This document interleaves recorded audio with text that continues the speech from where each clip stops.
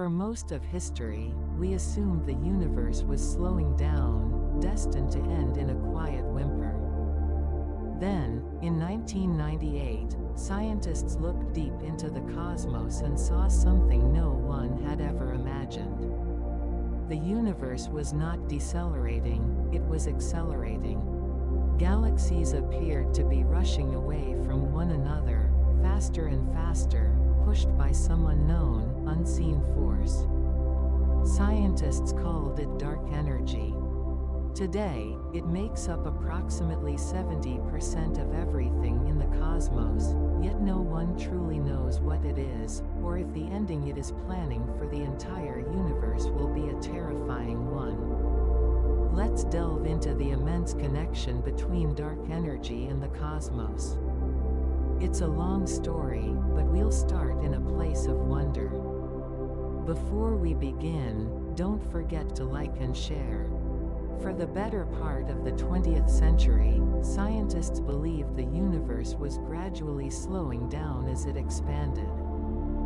Ever since Edwin Hubble discovered in the 1920s that galaxies were rapidly moving apart, the assumption was that gravity, acting across the cosmos, would slow this motion over time. The stretching of space itself would weaken, though perhaps never fully cease. For decades, the question seemed simple: exactly how much was the universe slowing down? The answer appeared to determine the fate of everything. By the late 1980s and early 1990s, astronomers finally had the tools to perform the first high-precision test of this deceleration. The best method involved observing exploding stars known as Type Ia supernovae. They are among the brightest beacons in the universe. Unlike ordinary supernovae, these particular explosions have an extraordinary property: they all detonate with almost the exact same intrinsic brightness. This makes them what scientists call standard candles. If you know how bright a light should be, you can infer how far away it is by how dim it appears. For this reason, Type Ia supernovae are ideal for making cosmological measurements that span billions of light years. Two global collaborations took on this challenge. In California, Saul Perlmutter led the Supernova Cosmology Project. Simultaneously, Brian Schmidt and Adam Rees headed up the High-Z Supernova Search Team. Their objective was straightforward: find distant supernovae, measure their brightness, and determine how the expansion rate of the universe had been slowing over cosmic history. It was a painstaking and laborious task, scanning vast sections of the sky to identify faint supernovae and then racing against time to quickly complete the measurements before they faded. Yet, both teams persevered, building enormous catalogs of exploding stars. Their findings, however, were completely unexpected. By 1998, both teams reported the same, startling result: these distant supernovae were too dim. If the universe were expanding at a constant or decelerating rate, they should not have appeared so faint. The only explanation was that the expansion of the universe between then and now had been greater than predicted. In other words, the expansion was not slowing down, it was accelerating. This discovery overturned nearly every established notion in astronomy.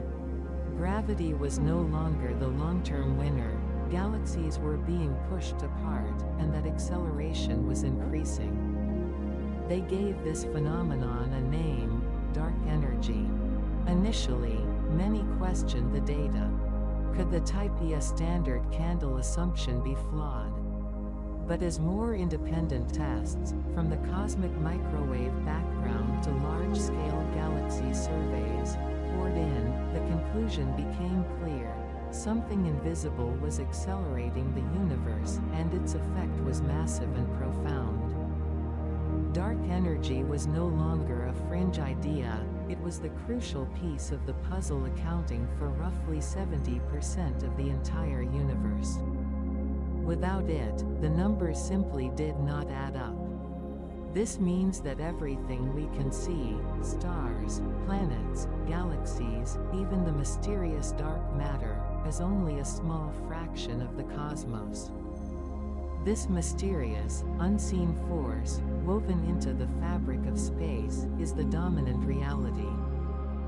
For their work, Saul Perlmutter, Brian Schmidt, and Adam Rees were awarded the 2011 Nobel Prize in Physics. They had forever changed cosmology, pushing the enigma of dark energy to the center stage of modern science, and incidentally, resurrected a concept once thought obsolete: Einstein's cosmological constant. Long ago, Einstein had added a term to his equations to keep the universe static, a decision he later called his biggest blunder. However, the new evidence suggested that a uniform energy filling all of space, a cosmological constant lambda, might be the very engine driving cosmic acceleration. The 1998 discovery of accelerating expansion immediately presented scientists with a problem: how to talk about a force you can't see, touch, or measure directly. The answer began with nomenclature, giving it a name that was both mysterious and powerful: dark energy. This term entered the scientific lexicon, much like the term dark matter was coined decades earlier when galaxies seemed to possess unseen mass. But unlike dark matter, which clumps together and is subject to gravity, dark energy is smooth and diffuse, as if it were inherent to space itself. The name was initially controversial. Some scientists disliked the dramatic overtones of dark, feeling it sounded more like science fiction than science. Others argued that calling it energy implied too much, as no one knew if it behaved like a constant, a field, or something entirely new. But in the absence of a better descriptor, the name stuck. The naming was more than just a semantic issue. By classifying it as a distinct entity, astronomers could begin to ask concrete questions: how strong is dark energy? Has it been constant throughout cosmic history? Does it interact with matter or radiation? These questions formed the foundation of a new era of physics. Before 1998, the biggest unknown in cosmology was dark matter, the invisible mass proposed to explain the overly fast rotation of galaxies.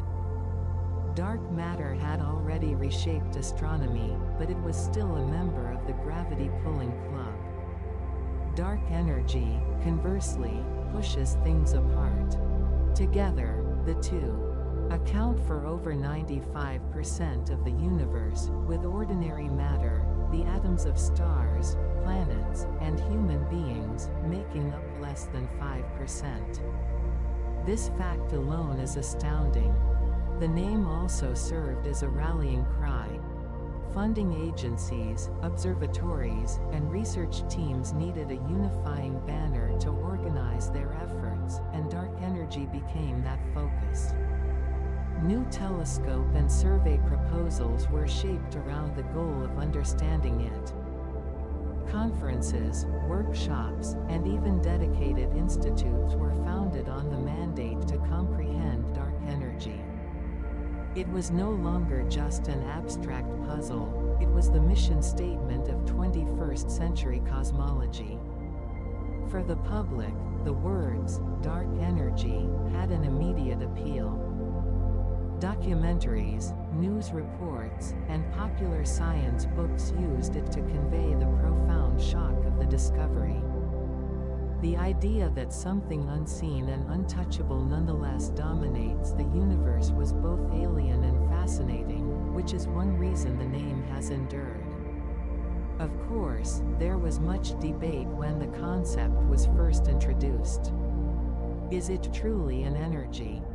If a better physical description emerges in the future, the terminology might be replaced. But it had done its job, bridging a new discovery to future theory without prematurely committing to a single interpretation. From that moment, cosmology was reframed into a new construct, the lambda-CDM model. Here, lambda represents the cosmological constant, CDM stands for cold dark matter, and together with ordinary matter and radiation, this model became the standard of the universe that is still used today. In essence, the birth of dark energy was the birth of a new cosmic perspective, one where the visible is merely a detail in a much grander whole.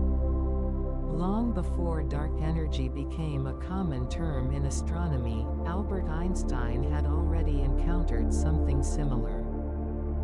In 1917, when he attempted to apply his newly formulated theory of general relativity to the entire universe, the mathematics told him that the cosmos could not stand still, it must either expand or contract. However, the scientific consensus at the time was that the universe was eternal and unchanging. To align his equations with this prevailing view, Einstein added an extra term, the cosmological constant, typically written as the Greek letter lambda. This constant acted like a repulsive force, counteracting the gravitational pull on the largest scales. With lambda, Einstein achieved a stable, steady-state universe that neither expanded nor contracted. This fix seemed reasonable for a time, but in 1929, Edwin Hubble observed that the universe was, in fact, expanding. The cosmological constant now appeared redundant, even a mistake. The story goes that Einstein later referred to lambda as his biggest blunder. While historians dispute the exact quote, what is certain is that he abandoned lambda, and the cosmological community relegated it to the theoretical scrap heap.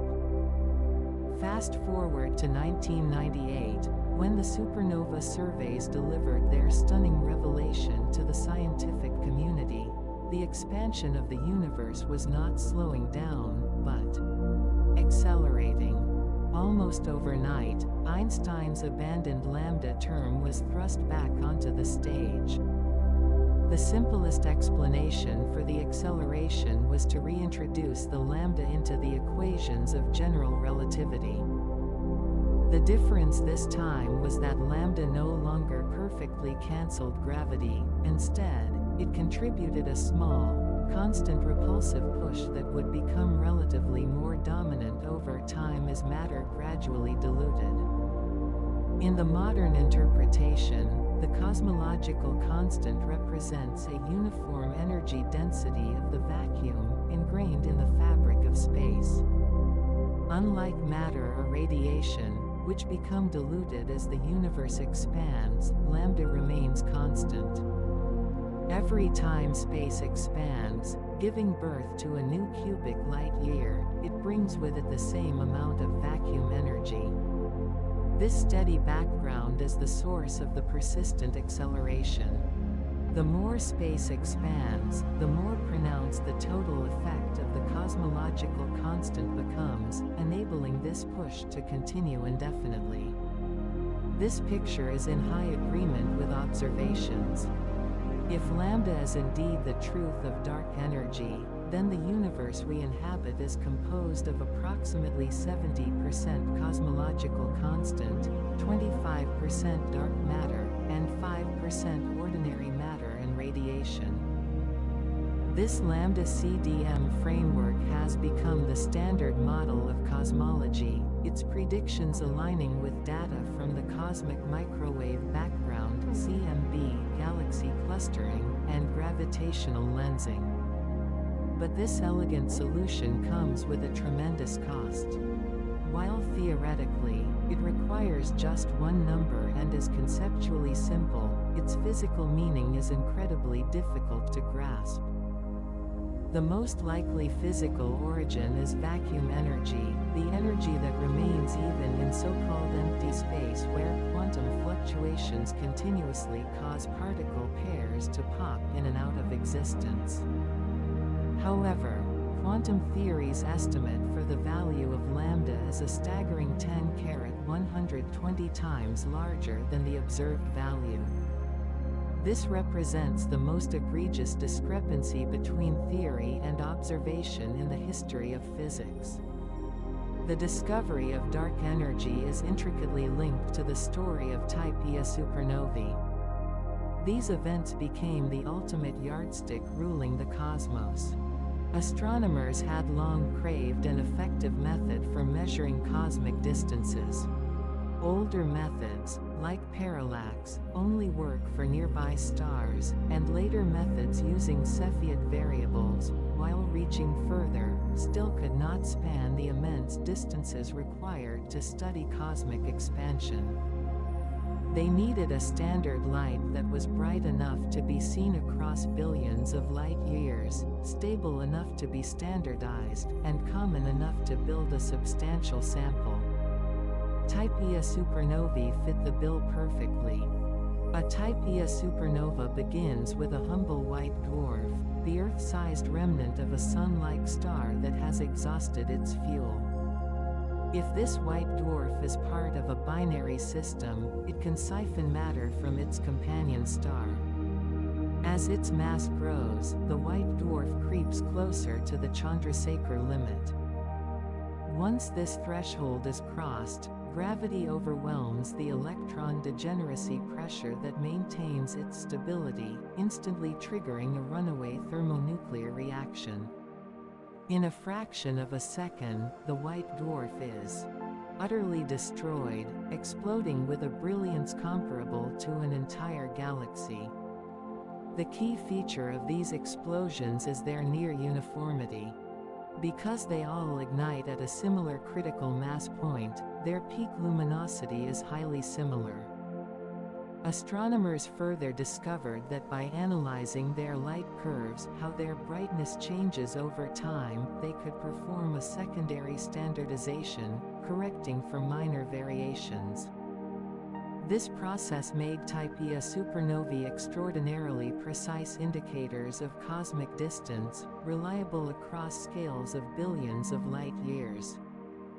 In the 1990s, the two competing teams set out to use these cosmic detonations to map the expansion of the universe. Perlmutter's team pioneered automated search techniques, scanning the sky for faint bursts of new light. Schmidt and Rees's team employed a similar strategy, racing against time to acquire spectra and light curves. Beyond the science were logistical challenges, applying for international telescope time, sharing data across continents, and monitoring ephemeral explosions in a day and night relay. The goal was simple in principle: compare the redshift of the host galaxy to the observed brightness to reconstruct the universe's expansion rate at different epochs. The expectation was that the most distant supernovae should show signs of deceleration, because gravity was a stronger drag on expansion back then. But the observations showed the opposite. The distant Type Ia supernovae were fainter than expected, meaning they were farther away than they should have been in a decelerating universe model. The only conclusion was that the universe was not slowing down, it was accelerating. Since then, the methodology has only grown stronger. Modern surveys continuously refine calibration and reduce uncertainty. More high redshift supernovae have been discovered, allowing astronomers to push the timeline further into the past, tracing the transition period when the universe shifted from being matter-dominated and decelerating to being dark energy-dominated and accelerating. Combined with other tools like the CMB and baryon acoustic oscillations, supernovae remain the cornerstone for measuring cosmic acceleration. Dark matter and dark energy sound similar, both are invisible, both dominate the cosmos, and both are huge mysteries in modern science. However, they are fundamentally different. One pulls everything together, and the other pushes everything further apart. Dark matter made its debut earlier. In the 1930s, Swiss astronomer Fritz Zwicky, observing the Coma cluster of galaxies, noted that the galaxies were moving so fast they should have dispersed long ago based on the visible mass. Yet, the cluster remained gravitationally bound. He proposed the existence of some unseen matter providing extra gravitational pull. In the 1970s, Vera Rubin and Kent Ford confirmed this on a galactic scale.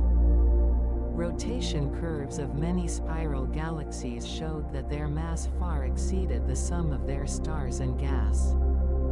It became clear that without this gravitational glue of dark matter, galaxies, clusters, and the cosmic web could not have formed. Dark energy was discovered much later, with the 1998 supernova results. Unlike the attractive force of dark matter, it repels.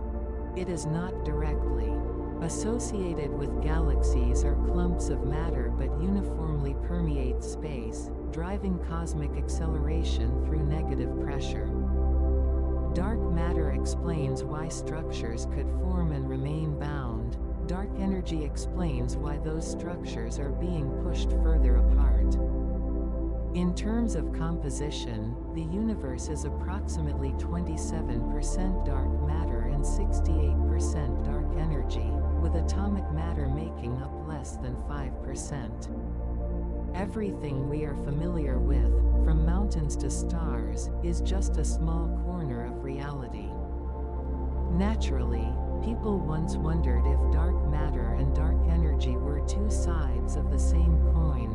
Did they originate from the same underlying physics? While some theories suggest this, the mainstream evidence favors them being distinct entities. Dark matter is cold, slow-moving, and clumps. Dark energy is smooth, diffuse, and appears constant over time. In the early universe, dark matter and ordinary matter dominated, drawing material together to form galaxies and stars. As space expanded, the density of matter dropped. Dark energy, whose strength remains constant, at least in the simplest model, gradually gained the upper hand. The flip occurred several billion years ago. Since then, the overall fate of the universe has been more controlled by dark energy, though on small scales, dark matter still sculpts galaxies and clusters. Even before supernovae revealed acceleration, the cosmic microwave background (CMB) had provided crucial clues. In 1965, Penzias and Wilson accidentally discovered this faint afterglow, the backlight of the Big Bang, which records the state of the universe when it was just 380,000 years old. At that moment, light decoupled from matter, and photons began to travel freely. Today, these photons have cooled down to microwave wavelengths, uniformly covering the sky, invisible to the eye but detectable by sensitive instruments as a layer of fine noise. While the CMB initially appeared to be a smooth curtain, missions like COBE, WMAP, and Planck later showed it was not perfectly uniform. It exhibits tiny fluctuations in temperature, on the order of just 1 part in 100,000, like the fingerprints of the infant universe. These textures record subtle differences in density and energy in the early cosmos, precise enough to rigorously test cosmological models. One of the most compelling aspects is what the CMB revealed about the geometry of the universe. The textures originate from sound waves in the primordial plasma, and the angular size they correspond to on the sky today depends on whether the universe is flat, open, or closed. Observations show the universe is very close to flat. To be flat, the total energy density must be just right. The sum of light and matter fell far short of this critical value. The missing piece of energy was the perfect candidate for dark energy. The CMB also holds information about the subsequent evolution of the universe. By comparing the fluctuations on different scales, the balance between matter, radiation, and dark energy could be reconstructed. The consistency of the results points to a cosmos currently dominated by dark energy, providing one of the strongest independent confirmations of the supernova. Finding: the universe is accelerating. A more subtle piece of evidence comes from what is known as the integrated Sachs-Wolf (ISW) effect. When CMB photons travel through large-scale gravitational potentials, such as galaxy clusters, filaments, and voids, their energy changes. If the universe were not accelerating, these potentials would remain essentially unchanged. The energy of photon gains falling into a gravitational well is perfectly cancelled by the energy it loses climbing out. However, in an accelerating universe, as matter dilutes, these potentials decay over time. Consequently, a photon gains slightly more energy falling into the well and loses slightly less climbing out, leaving a tiny, residual temperature imprint on the CMB map. By cross-correlating the CMB map with galaxy surveys, astronomers have successfully detected this ISW effect, a definitive signature of dark energy at work. High-precision measurements of the CMB ushered cosmology into the era of precision science. WMAP first finely mapped the full sky texture, confirming that dark energy accounted for about 70% of the cosmos. The Planck mission further polished these results, refining the parameters to the third decimal place, where even tiny disagreements spark intense debate. Combined with supernovae and baryon acoustic oscillations, the CMB became one of the cornerstones of the lambda CDM model. Yet, it also introduced new puzzles, most famously the Hubble tension. The expansion rate derived from the early universe is inconsistent with the value measured in the late universe. Some experts believe this could be a signal of new physics, perhaps even pointing toward dark energy that evolves over time. The CMB thus both confirmed dark energy's existence and left room for the possibility that it is not simply a constant. If the CMB is the baby picture of the universe, then baryon acoustic oscillations (BAOs) are the audible echo of its first cries, still detectable today. BAOs are faint ripples in the distribution of galaxies that stem from sound waves propagating in the hot, early plasma. Even after billions of years, they manifest as a subtle but measurable preferred scale in the largest scale clustering of galaxies. For cosmologists, the BAO acts as another cosmic standard ruler, offering a separate pathway to probe how dark energy has influenced the history of expansion. Rewind to the first 380,000 years after the Big Bang, when the universe was filled with a tightly coupled mix of photons, electrons, and protons. Gravity pulled matter toward dense regions, while the radiation pressure from photons pushed outward. This tug-of-war generated sound waves that propagated through the plasma at about half the speed of light. When the universe cooled enough for protons and electrons to combine into neutral hydrogen, the photons decoupled, forming the CMB, and the sound waves were frozen, leaving a preferred scale imprinted on the matter distribution. As galaxies formed, this fixed fingerprint was carried along, resulting in a slight tendency for pairs of galaxies to appear separated by this specific distance. This effect is extremely subtle and visible when looking at single pairs of galaxies, but when millions of galaxies are statistically aggregated, a distinct bump appears in the correlation function. This standard ruler is invaluable. By measuring the bow scale at different redshifts, astronomers can track how the distance scale has stretched over various epochs. Because the physics of the bow is rooted in the clear, early universe, it acts as a fixed meter stick. Any subsequent change in its scale must originate from the expansion history, thus attributable to dark energy. For nearly 20 years, the SDSS and subsequent surveys have mapped the positions of millions of galaxies, tracing the bow with exquisite detail. They are complementary to supernovae. Supernovae provide precise distances to individual points, while bows give a robust average across large scales. Together, they solidify the evidence for cosmic acceleration. More recently, BOSS and the ongoing DAISY dark energy spectroscopic instrument have pushed this work to new heights. DAISY plans to measure over 30 million galaxies and quasars, pushing the bow precision to unprecedented levels and slicing the data across numerous redshifts to determine whether dark energy is truly constant or slightly evolves over time.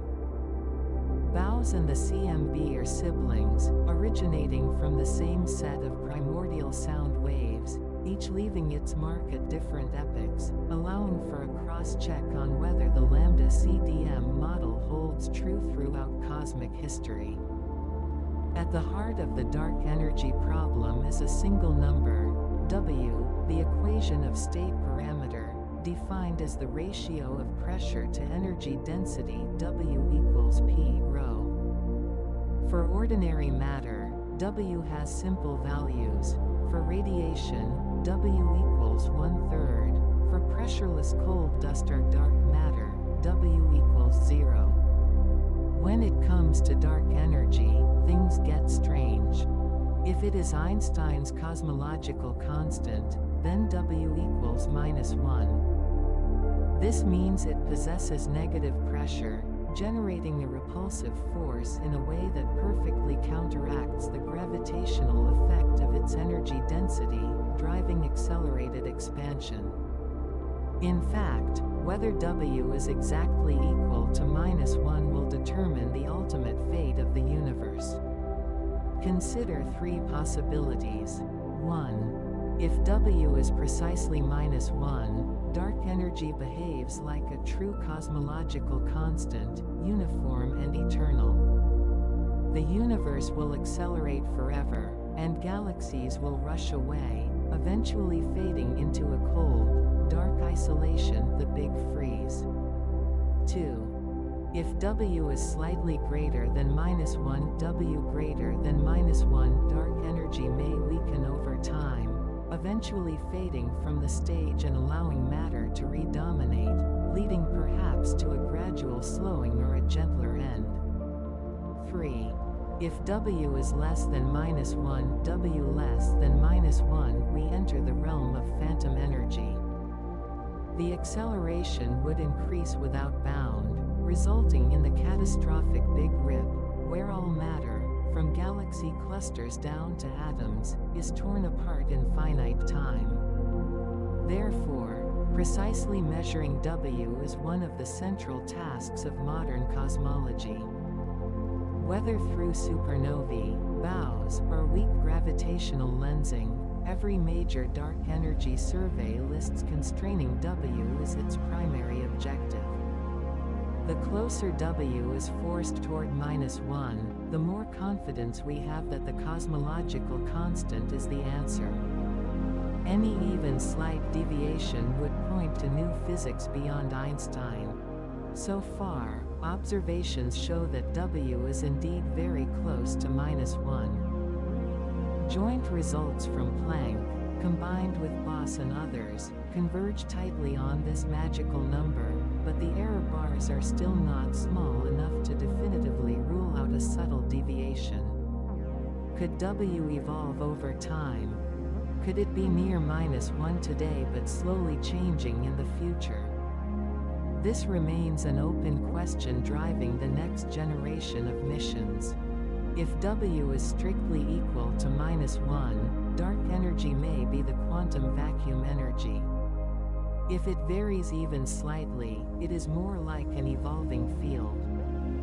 This would open up a whole new window into physics. The challenge is that dark energy is incredibly weak on human scales, its effects are only manifested across a billion light-years. Thus, measuring W requires vast datasets of galaxies, supernovae, and large-scale structures. This is precisely where the European Space Agency's Euclid and NASA's Nancy Grace Roman Space Telescope are set to make their mark, aiming to constrain the error on W to within a few percentage points. The cosmological constant is the simplest answer, but many scientists wonder if the truth is more complex. What if dark energy is not constant but changes over time? This leads to the concept of quintessence, a scalar field that permeates space and slowly changes as the universe evolves. The name is derived from the ancient philosophical fifth element, suggesting a mysterious substance beyond the known fundamental forces. Quintessence belongs to the same class of scalar fields as the Higgs field, but plays a different role. While the Higgs gives particles mass, the quintessence field could be responsible for generating the repulsive force that drives acceleration.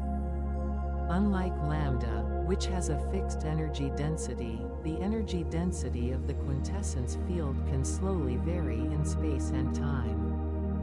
Observationally, it would manifest as W being slightly greater than -1 and slowly drifting with redshift. Its behavior depends on the potential energy landscape. In physics, fields are often visualized as a ball rolling down a hill. If the field is momentarily stuck on a plateau and slowly rolls down, it can mimic the nearly constant energy density of lambda for a period, but show changes over longer timescales. This flexibility offers a potential advantage. It might alleviate the cosmic coincidence problem. Why is the density of dark energy comparable to that of matter precisely in the brief epoch of our existence? If dark energy is a field that naturally adjusts its strength as the universe evolves, this current balance would be less of a cosmic accident. The challenge is that to match observations, the properties of the quintessence field must be exquisitely subtle. Evolving too fast would alter the early universe and contradict the CMB, while evolving too slowly would make it indistinguishable from lambda. Feasible narrow theoretical windows exist but require careful fine-tuning. Despite the difficulties, quintessence remains a serious candidate. It predicts W slightly greater than -1 and a slight evolution over time, precisely the smoking gun that Euclid, Daisy, and the Roman telescope aimed to capture. More daring ideas link it to the numerous scalar fields in string theory or to the early universe's inflation, even allowing it to couple weakly with matter, leaving subtle imprints in lab experiments or cosmic observations. Opponents emphasize Occam's razor.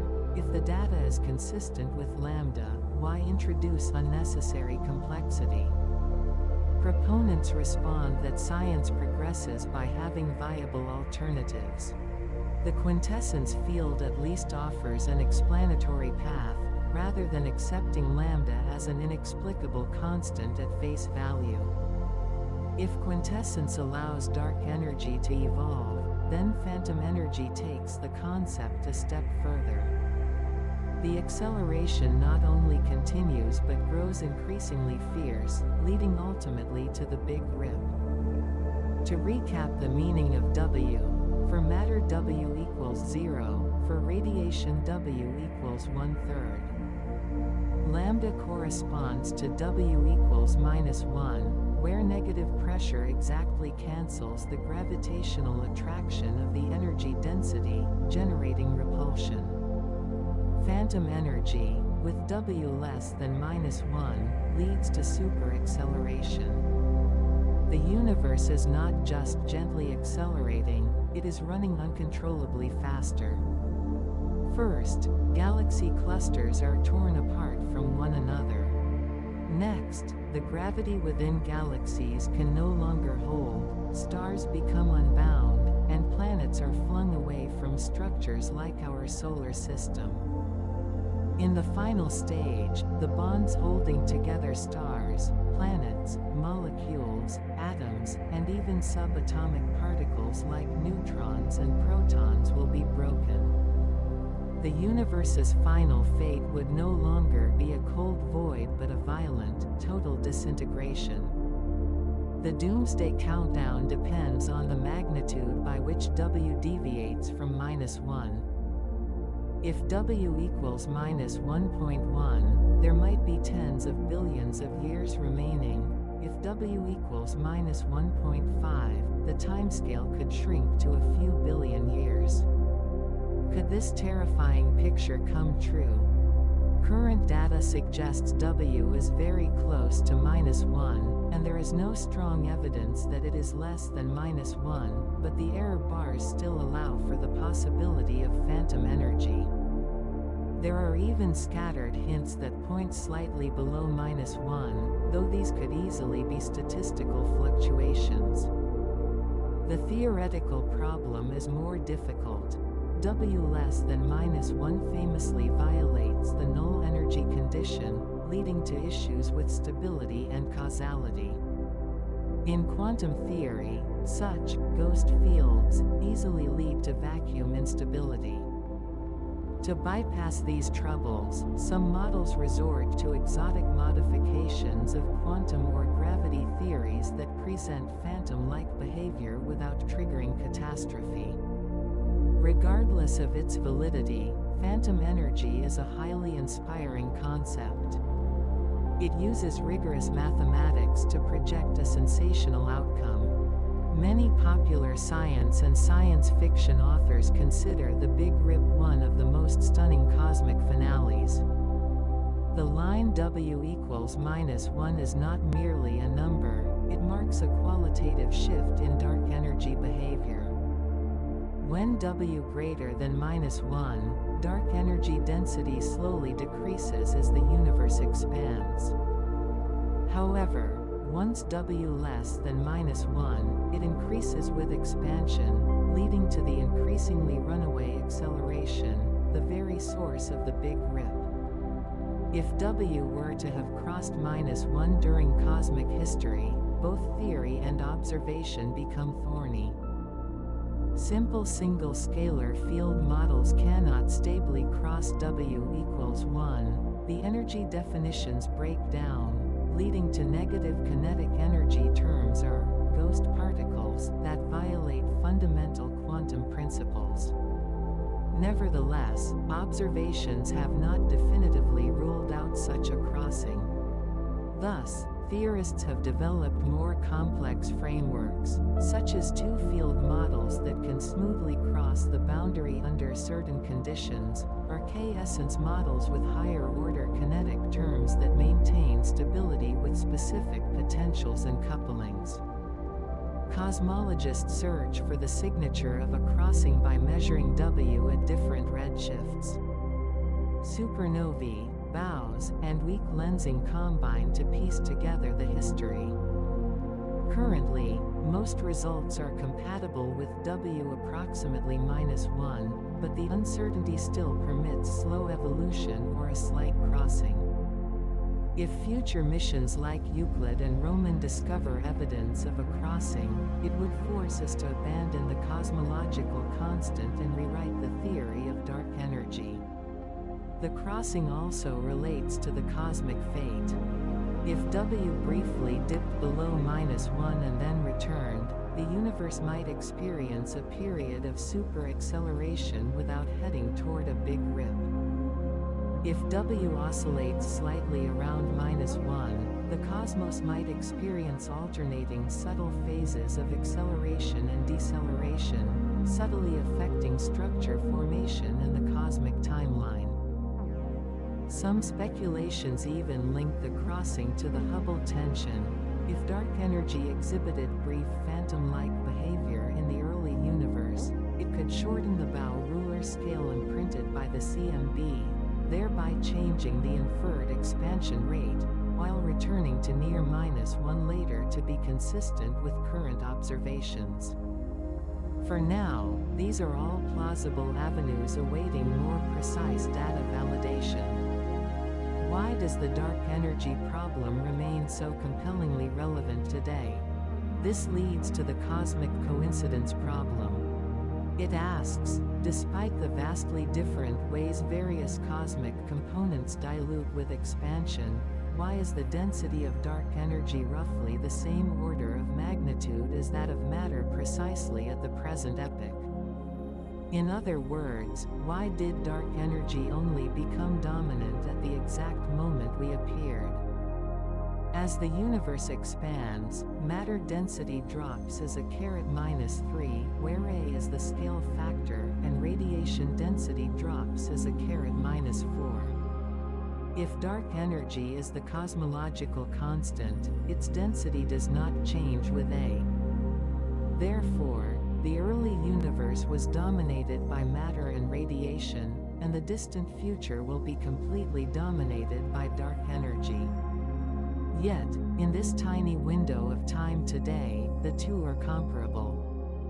Observations show matter is about 30% and dark energy is about 70%. Why now? Some suggest it's just an accident, while others invoke the anthropic principle, only during an era when matter and dark energy densities are comparable. Could galaxies form and the acceleration be observable, giving us the opportunity to exist and take the measurement? Many physicists are unsatisfied with this, feeling the coincidence is too great. This has spurred the idea of dynamical dark energy, proposing tracker fields that cause the dark energy density to follow the matter density for vast stretches of cosmic history, only to diverge recently. Or, more radical hypotheses suggest that gravity itself needs modification on cosmic scales, where new gravitational properties naturally set the timing of acceleration's onset. The discovery of acceleration has complicated the age-old question of the universe's ultimate fate. For most of the 20th century, the options were simple.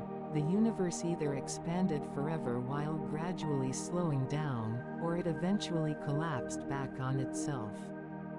Dark energy changed everything.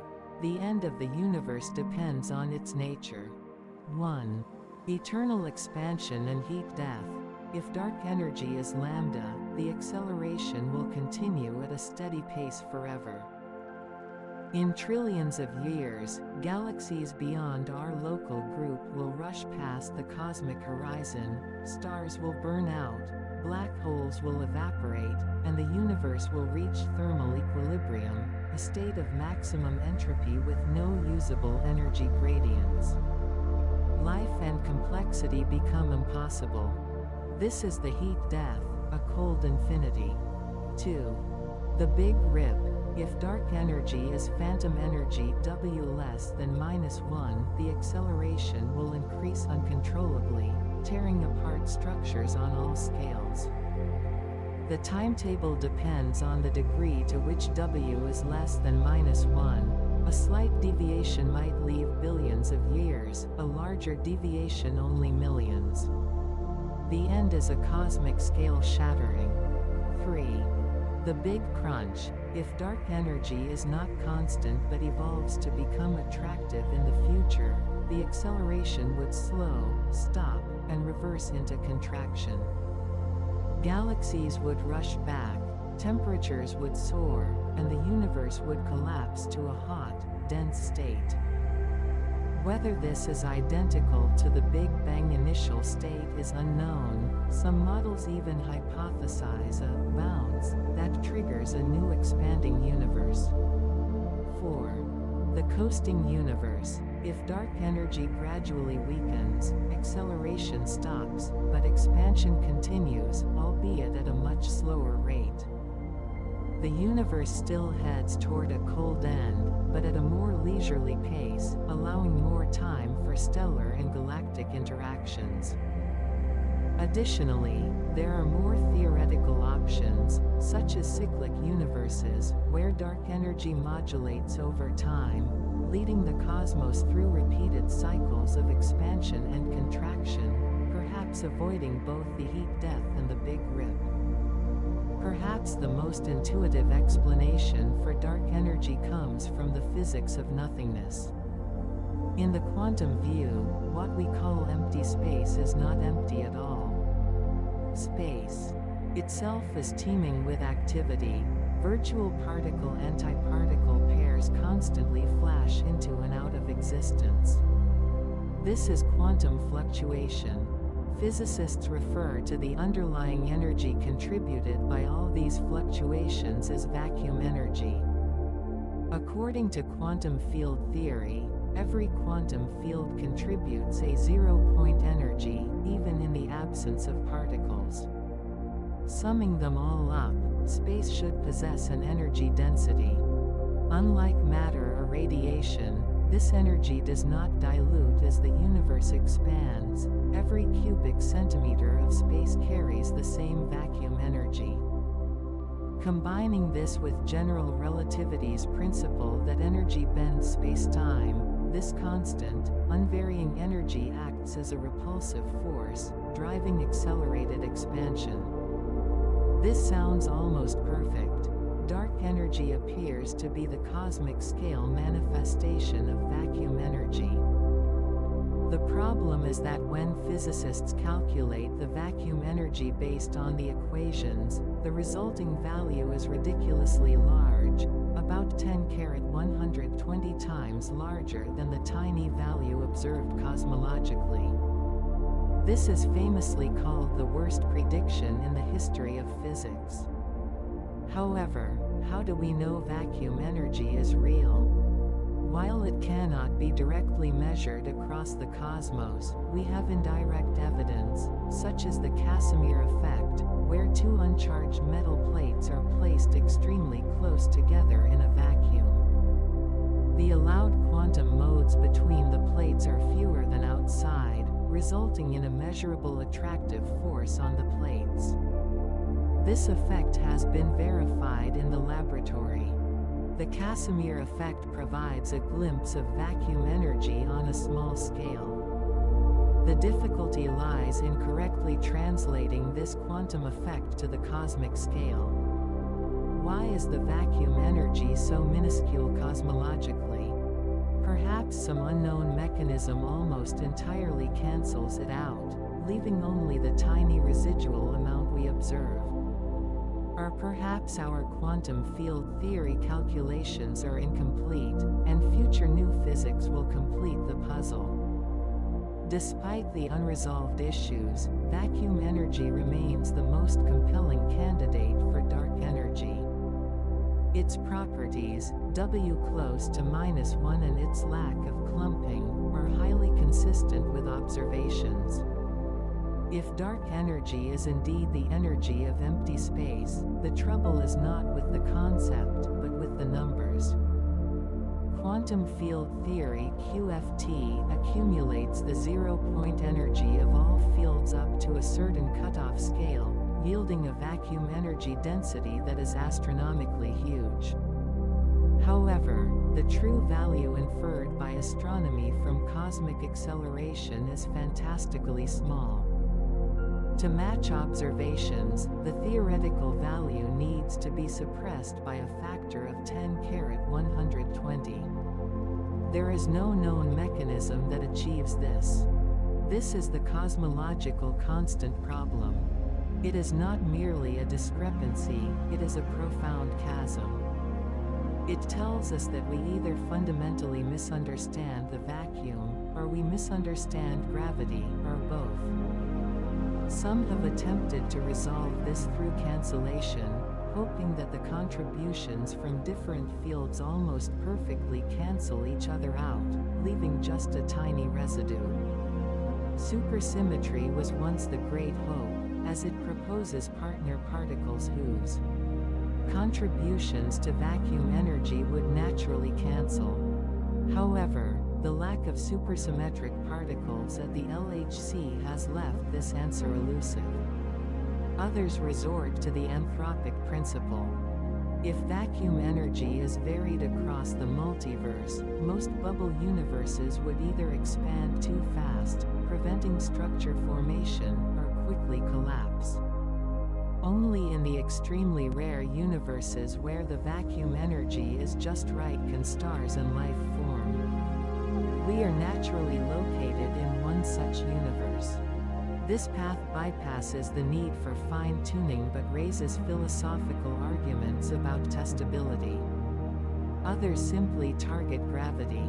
If gravity's laws are modified on cosmic scales, perhaps we are misinterpreting a new gravitational effect as vacuum energy. These modified gravity theories currently lack a solution that is both simple and fully consistent with all existing data. Wherever the answer lies, this enormous misalignment places quantum physics and general relativity on the same battlefield.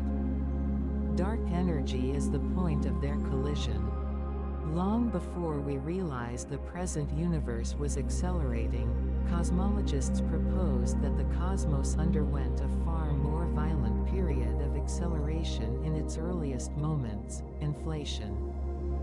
In a tiny fraction of a second after the Big Bang, the universe's scale factor expanded by at least 10^26 times. This explained why the universe is so flat and isotropic, and why no magnetic monopoles are observed.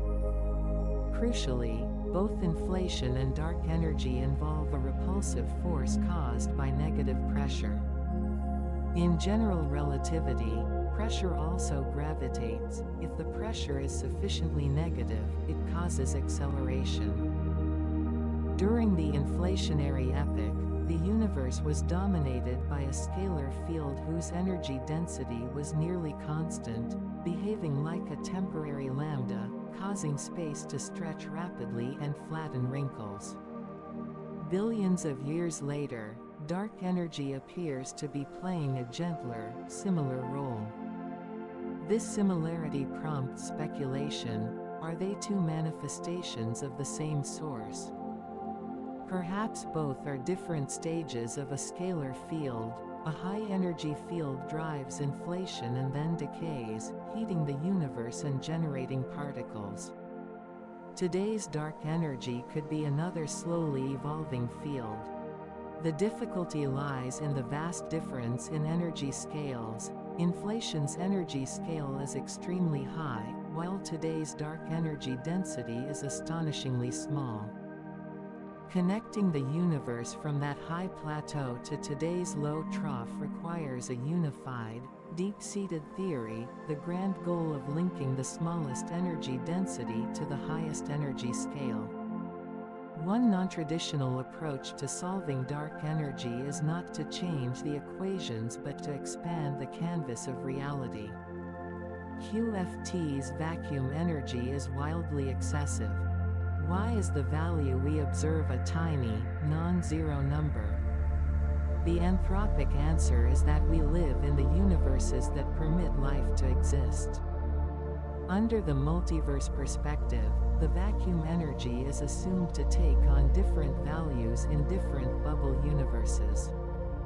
If it were slightly larger, the universe would expand too fast for structures to form. If it were negative, the universe would collapse too quickly. Only in a small, habitable range is the formation of stars and life possible.